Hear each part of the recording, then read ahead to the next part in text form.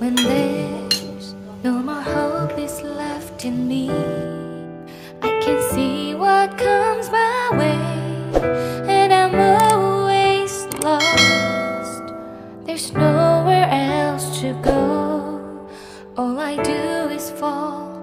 Feels like I can make it more than I could bear. Giving up is all that I can.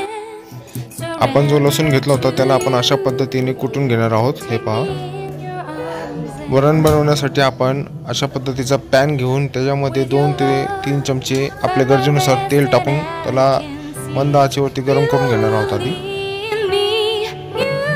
वरणाला एक विशिष्ट अशी चव येण्यासाठी आपण एक बारीक चमचा हिंगाचा पण वापर करणार आहोत मित्रांनो। तेल व्यवस्थित गरम झाल्याच्या नंतर यामध्ये आपण जिरे, मोहरे व आपण कुटून घेतलेले लसूण पाकळ्यांची पेस्ट टाकणार आहोत।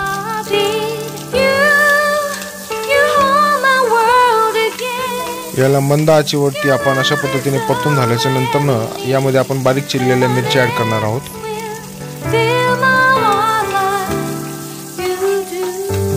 आता आपण बारीक चिरून घेतलेला टोमॅटो यामध्ये ऍड करणार आहोत। तुम्हाला जर आवडत असेल तर तुम्ही यामध्ये कढीपत्त्याचा पण वापर करू शकता मित्रांनो। आम्हाला नाही आवडत म्हणून आम्ही नाही केलेला।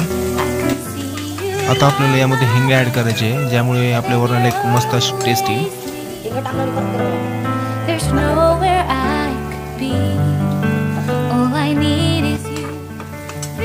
आपण यामध्ये आता आपण जी शिजून घेतलेली डाळ होती ती या पद्धतीने ऍड करून घेतलेली आहे।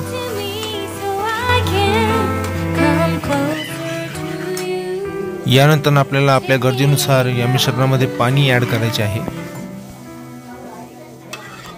तर सांगा बरं मित्रांनो, कसं वाटतंय आपलं आजचं हे वरणची रेसिपी। पूर्ण आपलं वरण तयार झालेलं आहे, फक्त मीठ टाकायचं राहिलं तर आता आपण मीठ पण ऍड केलंय। आणि यानंतर आता आपण थोडीशी कोथिंबीर टाकून व्यवस्थित गार्निश करून एक उकळी घेणार आहोत। तर अशा पद्धतीने आजची आपली वरणची रेसिपी तयार झालेली आहे मित्रांनो।